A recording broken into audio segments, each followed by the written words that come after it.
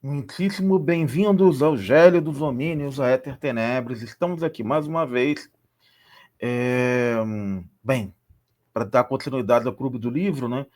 E a gente está seguindo essa norma, essa ideia de saturar o tema de relatividade, né?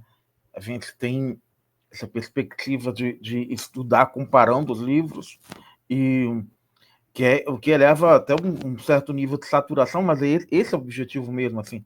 E é assim que a gente lida nas matérias. O problema é que nas disciplinas, na graduação, nas pós-graduações, a gente tem limite de tempo. E aqui a gente não tem limite de tempo. Então a gente pode esgotar o debate a um nível que nas disciplinas formais, nas graduações e pós-graduações, acho que nesse nível aqui é a pós-graduação. A gente não consegue fazer. Né? Então, é um nível de estudo de relatividade que vai ser difícil de ser encontrado por aí. Bem, esse vídeo aqui, nós vamos discutir o livro do Carroll. No vídeo anterior, nós discutimos o livro do Walde.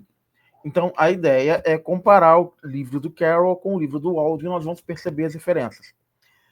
É notável também que eu vou ser obrigado a dividir esse primeiro capítulo do Carroll em 3 vídeos.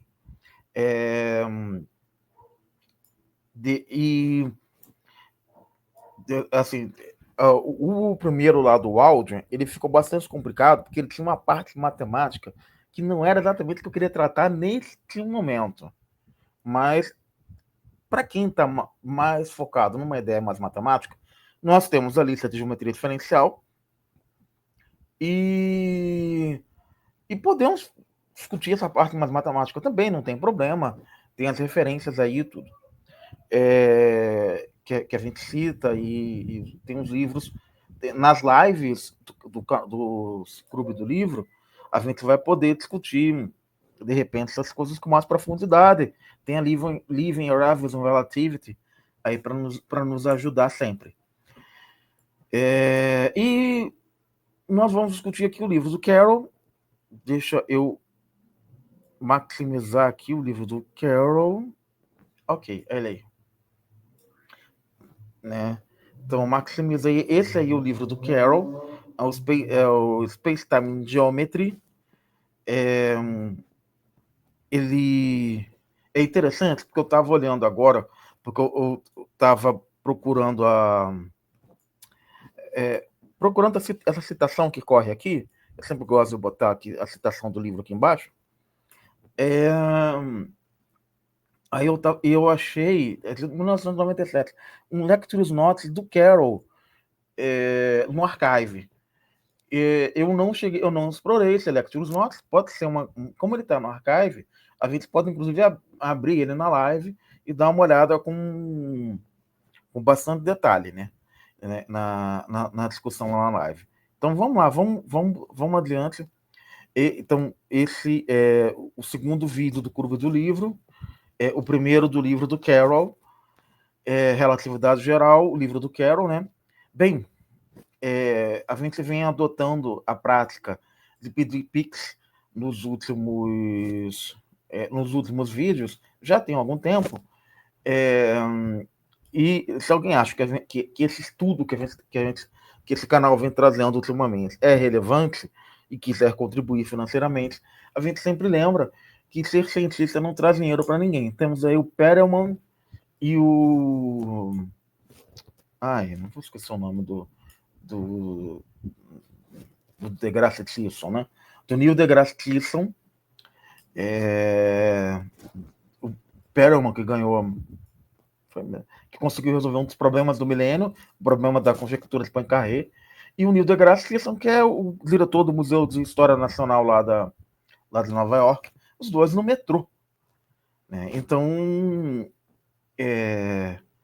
trabalhadores da área da ciência, em geral, não são trabalhadores que usufruem dos recursos mais, digamos, como que eu poderia dizer, mais vastos, né, dos recursos, nós os estados em geral não são muito benevolentes conosco.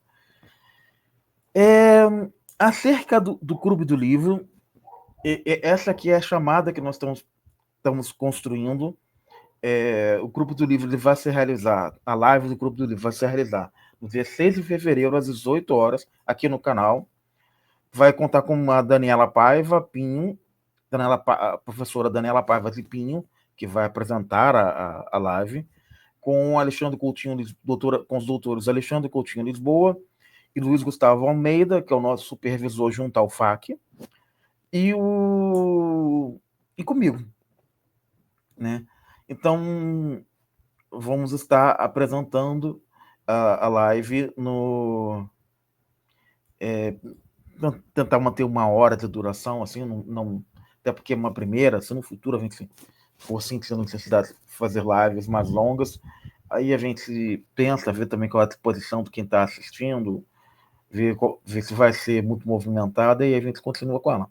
Bem, voltando aqui para o Space Time and Geometry, é um livro de introdução à relatividade geral e especificamente destinado a estudantes. O Carroll ele usa um estilo lúdico, né? Ele começa por abordar fundamentos da teoria e do formalismo matemático, mas ele não faz tanto quanto o Wald, tá? Ele não vai lá na geometria diferencial, lá nas variedades do jeito que o Wald faz, não. Inclusive, lá nas anotações dele, no Lecture Notes de relatividade geral que eu vi, ele faz um gráficozinho de variedades que eu achei simplesmente fantástico, assim, em termos de explicar o papel da variedade, como é que você vai construindo as estruturas e tal, que eu inevitavelmente vou citar lá na live. Esse aí é o senhor Sam Carroll, o doutor Sam Carroll. Essa é a página dele na John Hopkins. Ele é professor da John Hopkins, né? Ele é ele trabalha com complexidade e emergência. Ele tem um site com um site pessoal com um número bem razoável, bem interessante de textos que eu recomendaria o pessoal procurar lá, tá? A página pessoal do Sam Carroll. E essa aqui é a capa das versões que a gente tem por aí do Space Time in Geometry, né? Bem, isso aqui eu achei lá na universidade, na Cambridge University Press. É uma outra capa do Sam Carroll. E aí eu achei na Amazon algumas avaliações, né? Acerca desse livro. A edição de 2005, da Física do TEI, tem uma resenha conjunta do meu livro e do livro do Tim Hartley, que eu não gosto muito desse livro, não. Por Jane Trashen. Infelizmente, só está disponível online para assinantes. Aí mostra um trecho aqui dessa resenha do Jane Trashen. O texto do Carroll apresenta uma nova opção à lista de textos sólidos de relatividade geral, apropriados para alunos de pós-graduação que planejam fazer pesquisa em gravidade, teoria de altas energias ou ambos. Claro, cada professor tem uma opinião diferente sobre a quantidade de matemática fundamental a ser incluída em uma aula de relatividade geral, que precisa caber em um semestre. Carroll conduziu com sucesso o curso intermediário e acredito que seu texto será muito útil para alunos. Ambos os livros são contribuições excelentes, que estendem de maneira útil e diferente a gama de escolhas pedagógicas disponíveis para os instrutores. E teve do Eric Poisson. O Eric Poisson, o Eric Poisson, no passado, eu usei um material dele para fazer o mini curso do verão, Avanços em Relatividade Geral. Eu até prometi continuar, e não continuei, mas pretendo dar continuidade a essa iniciativa lá no verão do CBPF, que esse ano eu vou fazer só o Superfluido Vacuum Theory, porque nós estamos começando com isso aqui, mas a ideia aqui no canal mesmo é saturar de relatividade, né? Então, na revisão O Eric Poisson publicou na Classical Quantum Gravity. Aí tem um trechinho dele aqui. Minha parte favorita do livro são os 3 primeiros capítulos sobre geometria diferencial. A apresentação do formalismo matemático é cristalina e muito agradável, e vem com um grande número de diagramas úteis e atraentes. O 9º e último capítulo do livro do Carroll é dedicado a um tópico que nunca foi abordado em um texto introdutório, teoria quântica de campos em espaço-tempo curvo. Incluir isso foi um pensamento verdadeiramente inspirado, e Carroll deve ser parabenizado por essa iniciativa. Uma educação completa em relatividade geral não pode excluir esse assunto importante, e agora temos um livro, texto, que o apresenta de forma clara e acessível. Quero ter um livro também sobre teoria quântica de campos em espaço-tempo curvos, que a gente no futuro pretende abordar, né? Aqui fala um pouquinho mais sobre o autor. Sam Carroll ganhou o Graduate Student Council Teaching Award pelo curso de relatividade geral que ele lecionou no MIT, e o curso permaneceu lendário entre nossos alunos de pós-graduação. Pode-se esperar que esse livro espalhe a lenda pelo mundo todo, começando bem do começo. Carroll oferece um desenvolvimento claro, bem motivado e intelectualmente vivo da relatividade geral, estendendo-se da cosmologia até mesmo os fundamentos da teoria quântica de campos em espaço-tempo curvo. O livro é uma joia. Esse aqui quem escreveu isso foi o Alan Guth. O Alan Guth, que é o cara que propôs a teoria da infração cósmica. Outro comentário, Sam Carroll traz uma autoridade relaxada ao ensino de relatividade geral no nível de pós-graduação. O texto é lindamente escrito e consegue vincular o formalismo matemático moderno a aplicações físicas. Space-Time and Geometry continua a tradição de excelentes livros de relatividade e provavelmente estabelecerá uma cultura comum para a próxima geração de relativistas. Esse aqui foi o Roger Pernford, do Instituto Catherine, da Astrofísica de Partículas e Cosmologia. Agora vem o Hartree, né? Esse é um excelente texto de pós-graduação atualizado em relatividade geral, escrito em um estilo informal, mas sofisticado. Ele oferece uma introdução eficiente à física gravitacional essencial para a compreensão atual de buracos negros, ondas gravitacionais e o universo. Esse foi o Hartree, que também tem um livro que é muito mais usado, inclusive, do que eu quero nos cursos por aí. Este é o melhor livro sobre física gravitacional contemporânea para todos, desde estudantes de pós-graduação iniciantes até pesquisadores estabelecidos. Qualquer pessoa interessada em física moderna de altas energias precisa entender cosmologia e buracos negros, e esse é o livro que eles devem ler. Será o principal livro do texto sobre gravidade nos próximos anos. Renata Kalash, Universidade de Stanford. Space-Time and Geometry é bem apresentado, muito acessível e bem atualizado. Ele fornece um tratamento abrangente que convida, em vez de desencorajar, novos estudantes sobre o assunto. Esse é o Schutz, que tem 2 livros fantásticos. Tem um introdutório e tem um livro de geometria diferencial também, que estão na lista para vir para cá um dia. Uma combinação perfeita da sofisticação matemática e raciocínio físico intuitivo. Arthur Kozlowski, Universidade de Rutgers. Uma introdução muito cara, nítida e autocontida da relatividade geral na linguagem moderna da geometria diferencial, que é um prazer de ler, mas notavelmente o autor apresenta os assuntos mais intricados com clareza, característica, mas sem comprometer a sua integridade. Se você tiver alguma dúvida, leia e compare. Eu quero qualquer outro desses no mercado. Ben Gerstein, Universidade da Califórnia, San Diego. Então a gente diz sim ao convite do Greenstein e vamos comparar, né, o Carroll com alguns outros textos que nós tivemos por aí. O primeiro capítulo do Carroll, eu tô meio que dividindo assim. A primeira parte, que ele faz um prelúdio, não sei o que, tal, que é bem um prelúdio mesmo, onde ele vai falar de coisas complicadas, sem aprofundar em nada, meio que vai dar uma ideia geral do livro. Então não se assustem. Esses prelúdios em livros de relatividade geral, eles costumam ser bem assustadores, tá? Mas quando você pega o livro todo, o negócio acaba se diluindo. Eu vou acabar tendo que parar em vetor, se eu não me engano, foi em vetores duais, as unformas, né? Para depois essa parte de tensores, manipular tensores, as equações Maxwell, eu vou discutir em outro vídeo, e em um terceiro vídeo, a parte de energia e momento. eu vou ver se em alguma live, não sei se na primeira, eu vou conseguir resolver os exercícios, tanto do Carol quanto do Waldron. Mas esse é bem o objetivo mesmo, a gente ter aqui no canal os exercícios, pelo menos esses 2 livros resolvidos, pelo menos não, acho que pelo menos seria o Carol, o Wald e o Weinberg, para a gente poder comparar. Carol, então vamos ao livro. E Carol ele começa no prelúdio discutindo sobre por que tem essa expressão espaço-tempo junto e espaço e tempo em separado. Né? Porque aqui, nessa primeira parte, assim como o Wald, ele vai introduzir aquilo que a gente chamou lá no Wald de estrutura causal e que vai aparecer aqui de novo. Então, ele começa estabelecendo a lei da gravidade anterior, que é a do Newton, né? Então, nós temos aí a lei do inverso do quadrado e a segunda lei de Newton, a composição das duas, né? E nós temos a equação de Poisson,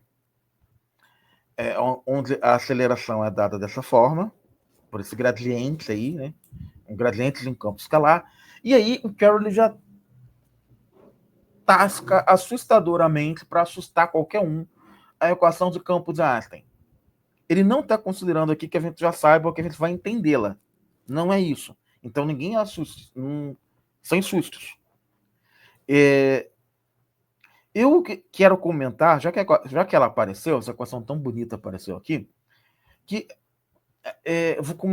já que é um prelúdio, né, que o Carroll está fazendo, eu vou aproveitar para comentar um pouco diferente dele, que o lado esquerdo da equação que nós vemos aqui corresponde a grandezas associadas à geometria, curvatura e medidas de comprimento no espaço-tempo. E do lado direito nós temos matéria. A matéria aqui, ela é tratada como se fosse um fluido. Então, as famosas equações do estado, elas correspondem vínculos na matéria. Então, você pode dizer que as famosas equações do estado, elas correspondem a condições sobre energia e momento. E a gente vai tratar com essas condições quando elas aparecerem as chamadas condições de energia e momento de Rankine-Ellis. E aqui aparece a outra equação esquisita. Isso aqui é uma equação de força, que é a geodésica, né? A gente sempre fala você sempre fala que a luz faz curva, não sei o quê, mas faz curva, mas não é uma curva, é uma reta. Bem, a geodésica é a menor distância entre 2 pontos em qualquer superfície. É um conceito que generaliza o conceito de reta na geometria diferencial. Ainda nessa lógica de prelúdio, né? Então tá, peraí, quero voltar aqui uma coisa. Quando a gente fala de geodésica, a gente já está generalizando, você está dando um salto do espaço e tempo para o espaço-tempo. Quando a gente está... Na verdade, ainda não, porque você apenas está botando curvatura, porque tem essa questão, né? Assim, você tem espaço e tempo, que é a geometria riemanniana, que não tem que pode ser curva, mas que não tem estrutura causal necessariamente estabelecida lá. O estabelecimento da estrutura causal não necessariamente está relacionado à curvatura. Ela é uma complicação um pouco maior. Então, a gente tem que diferenciar essas duas coisas. A estrutura causal é a estrutura causal e a curvatura é a curvatura. Então, existe estrutura causal sem curvatura, o espaço de Minkowski tem uma estrutura causal, né?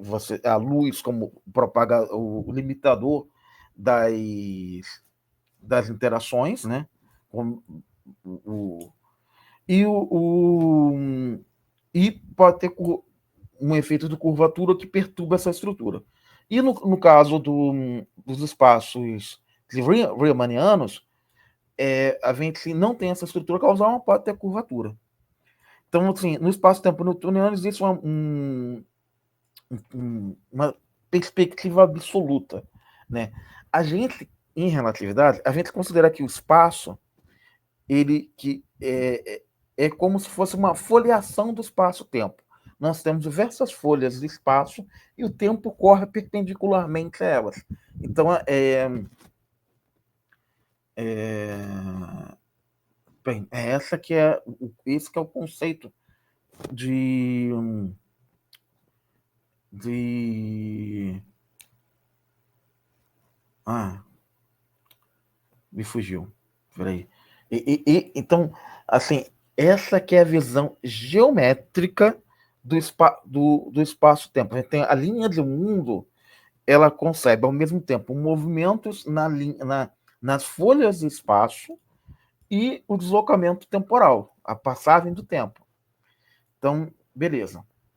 E com isso, a gente consegue estabelecer estruturas causais, que são representadas por esses por esses cones, são chamados cones de luz. O que está dentro do cone, incluindo a sua superfície, os dois cones aqui, esse cone mais perto da setinha, esse cone mais inicial, eles estão vinculados do ponto de vista causal. O ponto, esse ponto aqui, do primeiro cone aqui embaixo, e o outro, eles são conectados do ponto de vista causal. Esses cones aqui estão aqui fora, os pontos centrais deles não se conectam com esses.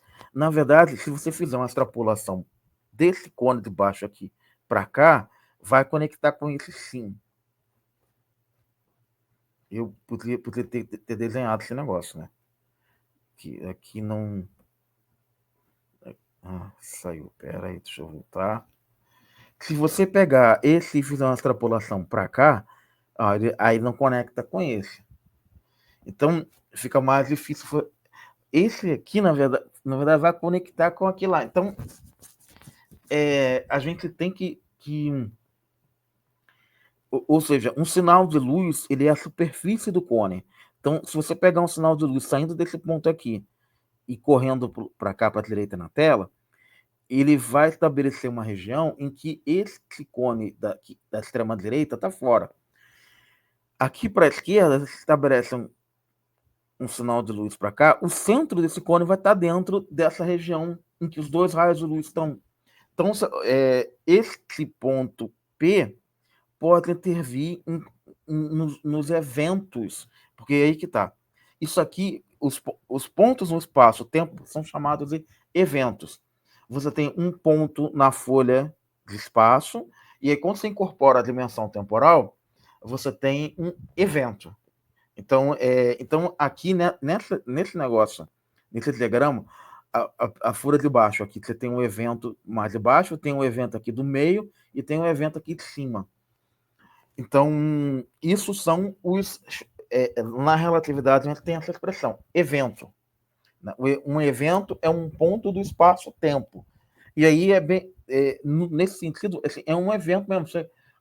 Vai ter a live de quinta-feira que vem. Então a live é um evento, né? Então ela vai ter lá um lugar e um tempo para ocorrer, né? Então ele vai ter uma posição no espaço-tempo. A questão é que os eventos que se seguirão após essa live, eles só poderão ser afetados com decorrência dela se eles estiverem a uma distância tal que dê tempo da luz chegar até um observador que está lá, né? Esse é um observador que ele não é necessariamente algo humano, pode ser uma partícula, pode ser qualquer coisa desse tipo. Pois bem, então essa descrição ela nos produz alguns problemas. Lá no Carroll, eu tinha dito, lá no vídeo do Carroll, eu tinha dito que o elemento de linha, que é a distância no espaço, é um invariante para a gente, em relatividade geral. A gente considera ele como um invariante, isso é uma simetria importante da relatividade. Então, quando você está aqui, as distâncias nas coordenadas ΔX e ΔY com linha e ΔX e ΔY sem linha são as mesmas, independente dos sistemas de coordenadas que você escolha. E é isso que nós temos representado nessa figura. As coordenadas, os delta y e delta x, e delta y e delta x' são diferentes, mas o comprimento entre os dois pontos que eles estão representados nos dois sistemas de coordenadas, é o mesmo. Então, isso é uma simetria da relatividade geral. Então, o elemento de linha, que a gente chama a medida do comprimento da relatividade geral, ela é um invariante da teoria. Só que, quando a gente está falando só de coordenadas espaciais, a gente está falando de espaços euclidianos. Para introduzir esse sistema de cones e luz no elemento de linha, a gente estabelece, a gente introduz uma parcela que está ligada ao tempo. Esse setor aqui, o setor C delta T ao quadrado, ele é a variação da coordenada temporal. Com isso, a gente tem um elemento de linha minkowskiano, e da mesma forma, a invariância do elemento de linha se mantém imutável em ambos os casos. E é por isso que nós temos aquele fenômeno interessante, né? Que como o elemento de linha ele é imutável, as coordenadas podem variar, mas o elemento de linha não. E no espaço euclidiano, nós temos 3 coordenadas, x, y e z. No espaço minkowskiano, nós temos 4 coordenadas, t, x, y e c, que o t nos é acrescentado. E aí, com essa representação aqui, x,mi, quando mi igual a 0 a ct, e assim vai, né? 1, 2 e 3. Então, isso seria, essa representação em branco aqui seria um vetor. E no espaço euclidiano, a gente representaria com o i, que é um índice latino, e o mi é um índice grego, em que x1, x2, x3 seriam x, y, z. Ou seja, a gente acrescenta aos índices gregos um índice, um zero, que é a coordenada temporal. E a gente representa em forma de matriz o espaço de Minkowski dessa forma, mas tudo isso vai ser muito melhor estabelecido. Então, essa matriz aqui, 4x4, que eu estou apresentando para vocês, é a métrica de Minkowski.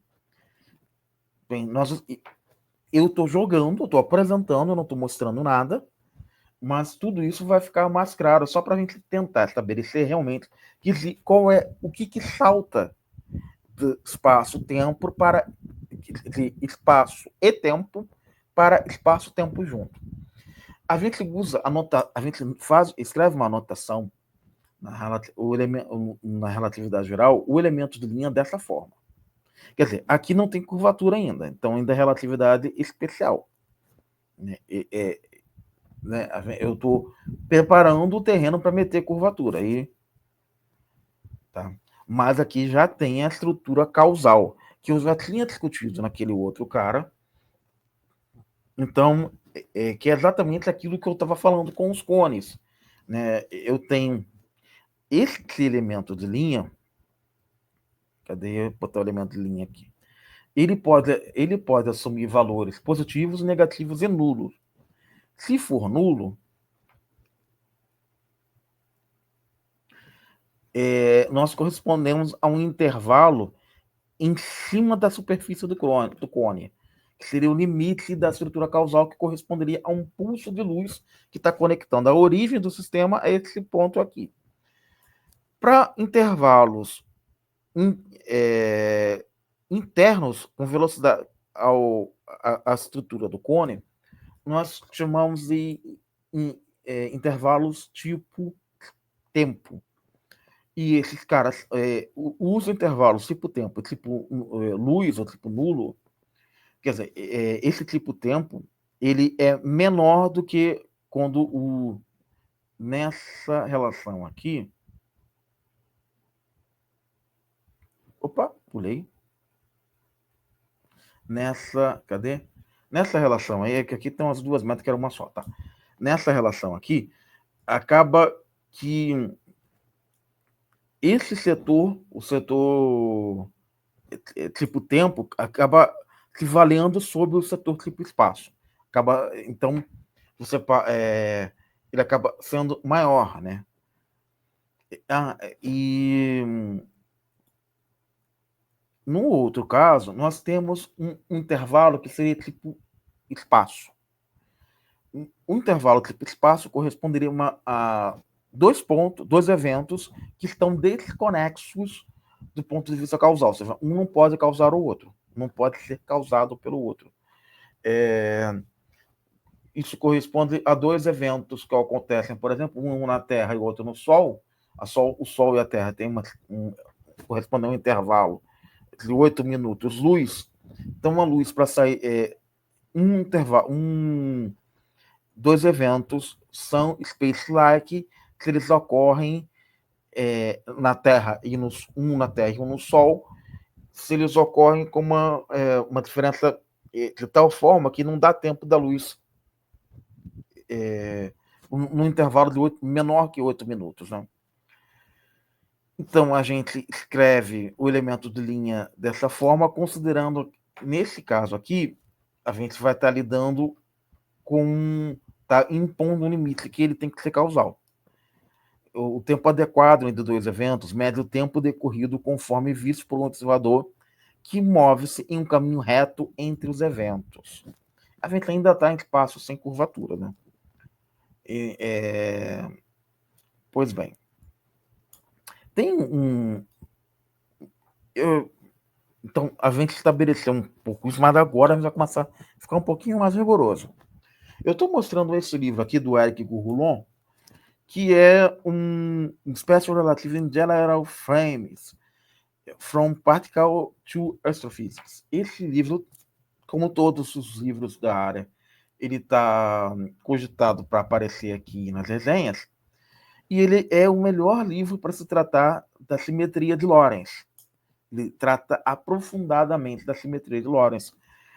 Lamentavelmente, é um livro que nós não temos esse curso, simetria de Lorentz, de um período na faculdade. E é um livro muito extenso, provavelmente não seria nem um período, seria um ano. Mas a gente aqui no canal a gente aborda. Acho que para o canal ele é perfeito. A gente vai lidar agora... Bem, deixa eu explicar essa anotação. Isso aqui é um quadro vetor que o μ está correndo de 0, 1, 2 e 3.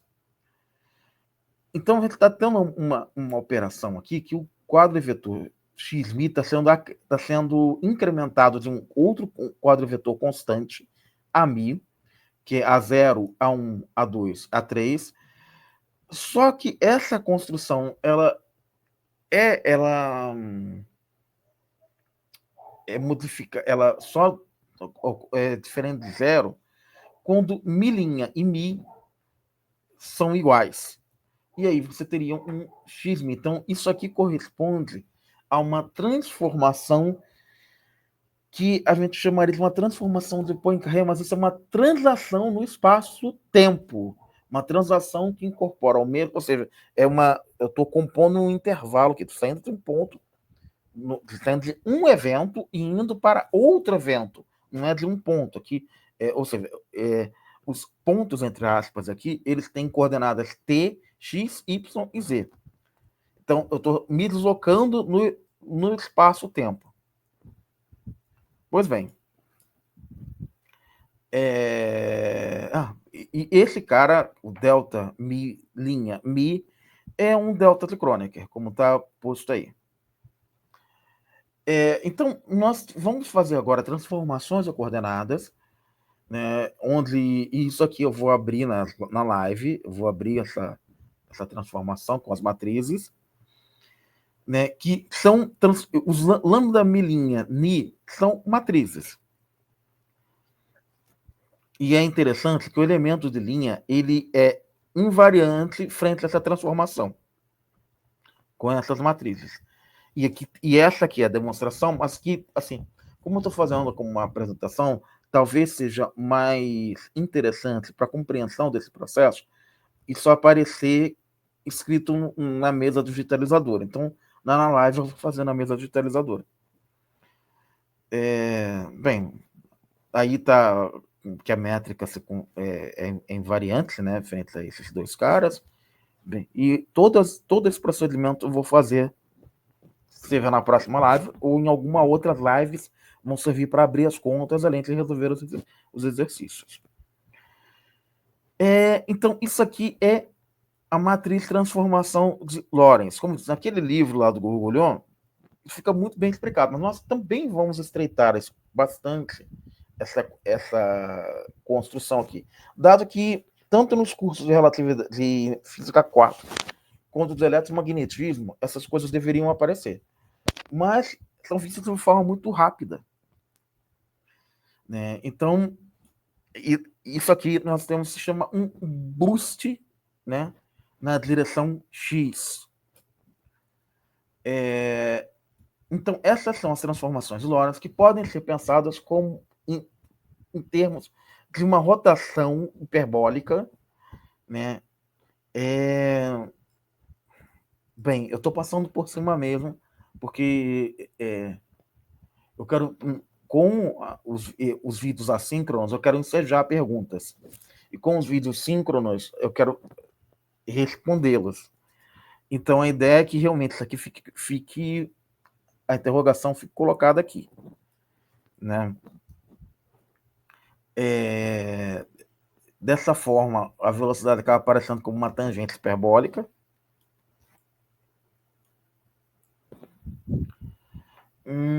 Bem, então, tem vídeos aí que eu já demonstrei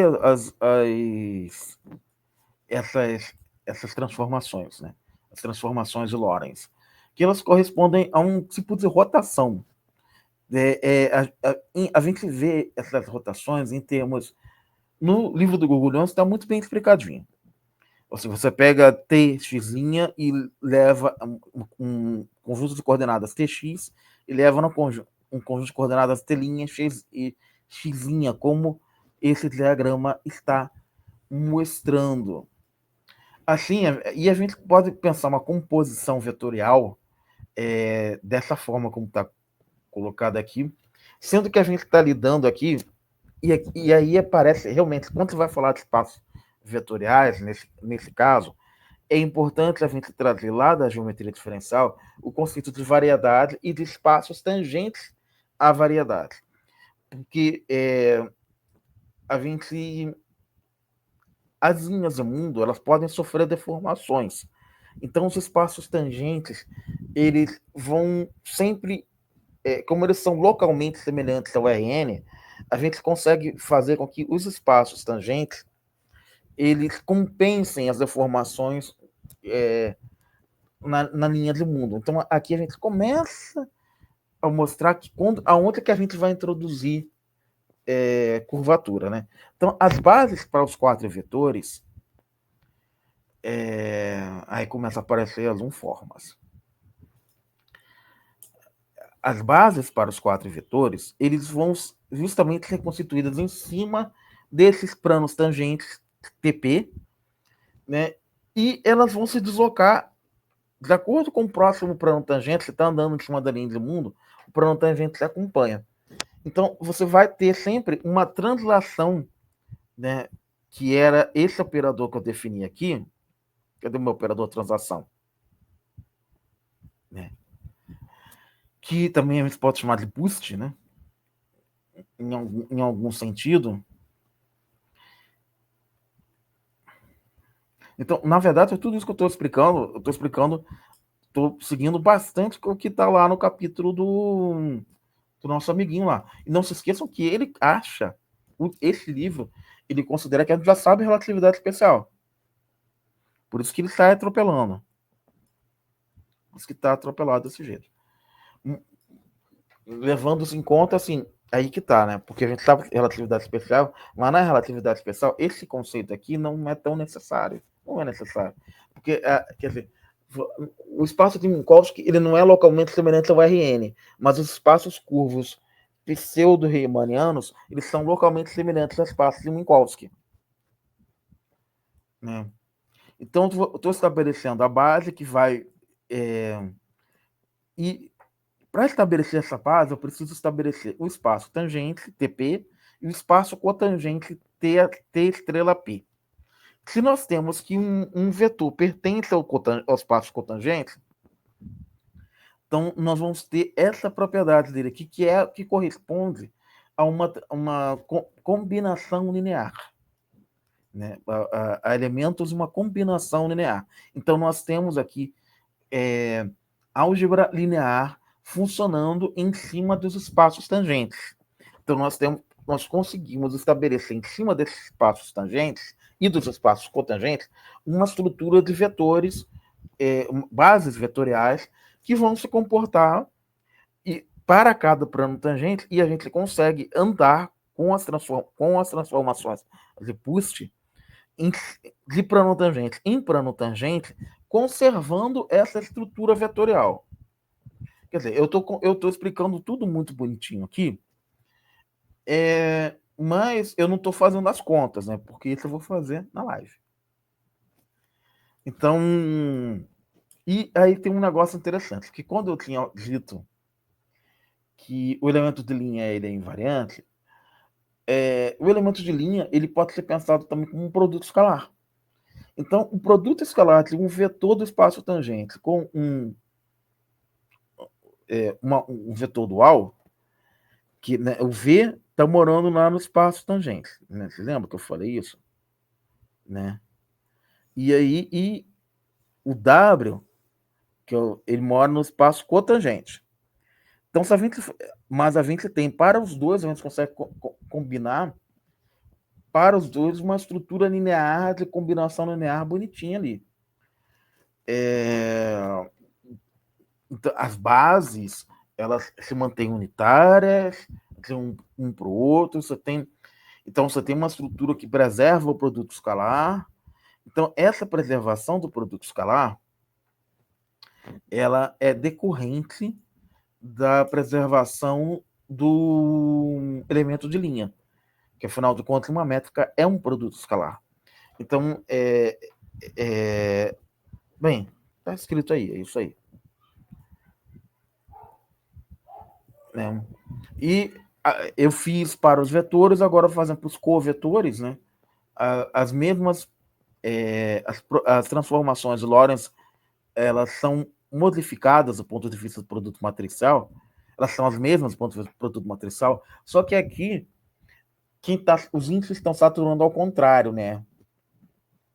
Então você tem um jogo aqui de subir desse índice, e aí ele é interessante, depois a gente vai aparecer, que por conta dessa estrutura de geometria diferencial, o elemento de linha ele joga um papel, a matriz métrica ela joga um papel, como ela é invariante diferente disso aqui, então você vê, ó, aqui, o elemento de linha ele está batendo, está saturando com os componentes em linha e deixando os componentes de baixo. Né? Aqui o vetor ele está saturando com essa componente de cima, xni, está saturando com a componente de baixo, ni, e deixando o mi' aqui. Então, quando você vai com o vetor cotangente, eu vou repetir isso na live, lá fazendo essa conta com bastante cuidado. O que acontece? Me perdi. Tá, aí você vê que o vetor tem componente em cima e o vetor dual componente embaixo, e eles aqui vai W0, V0, W1, V1, mais W2, V2, mais W3, V3. Então, quando você faz isso é uma forma de se definir um produto escalar. Então, se a gente tem um gradiente operando na base dos vetores cotangentes, a gente consegue pegar esse cara e mapear nos vetores tangentes.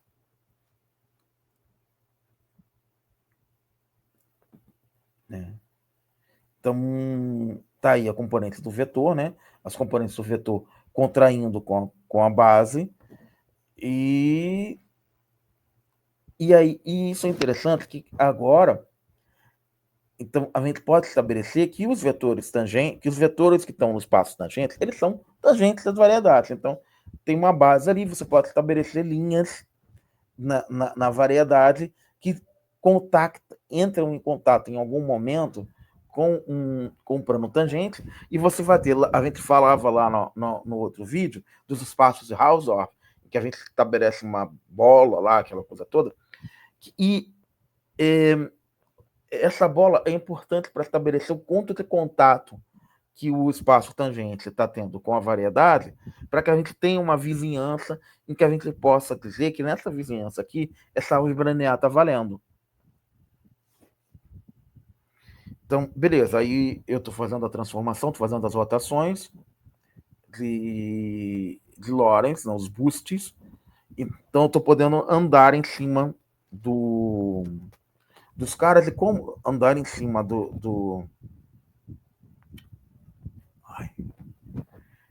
em cima das linhas na variedade, em cima das linhas de mundo, preservando o produto escalar. E é isso que nós temos aqui. O produto escalar numa base linha é o mesmo de uma base sem linha.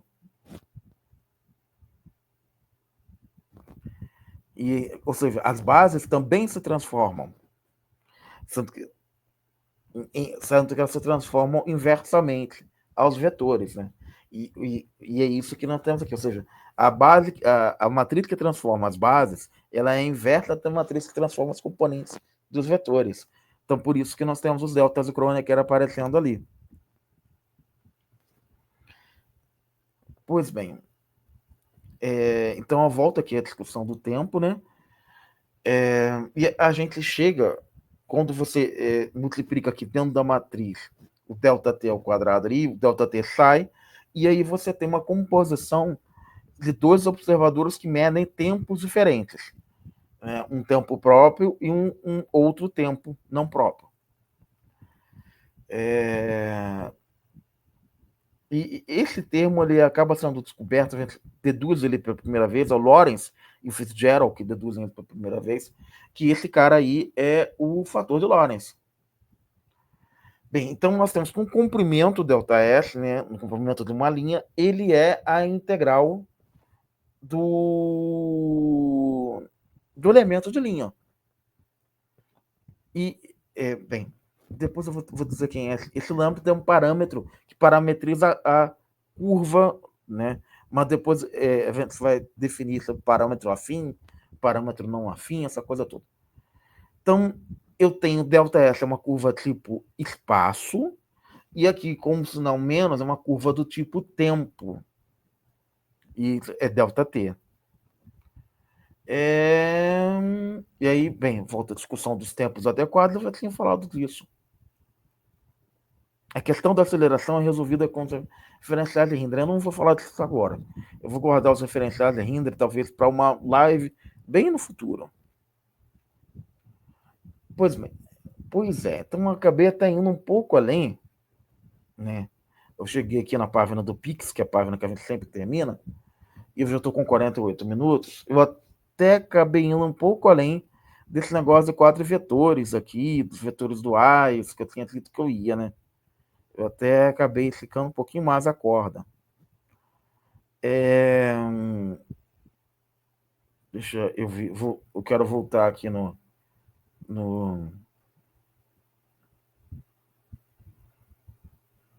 Quero voltar no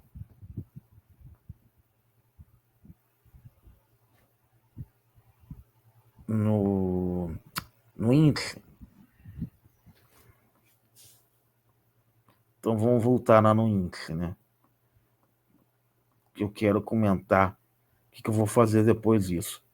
Que eu acho que eu vou que é o que eu falei, eu ia separar isso aqui em 3 vídeos que eu quero ou merece. E eu já acho que assim, parece que eu estou atropelando, mas é porque esse capítulo é meio prelúdio. E essa parte de relatividade especial, uma parte que a gente meio que já concebe. Mas, assim, não tem problema nenhum, a gente pode esclarecer as coisas na live. E acaba que a gente tem uma perspectiva um pouco, em alguns momentos, um pouco mais operacional de um curso desse e guarda esses conceitos mais abstratos para os cursos de geometria diferencial. muitas vezes acabo fazendo as aplicações, né? Cadê? Tá muito lá no início. Que na próxima parte, o que eu vou construir? Eu vou preparar a... não vou voltar lá não. Deixa eu ver se eu consigo voltar por aqui.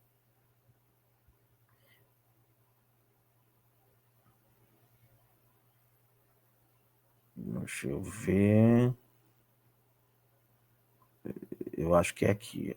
É aqui. Acho. Slides 11. Então, eu fui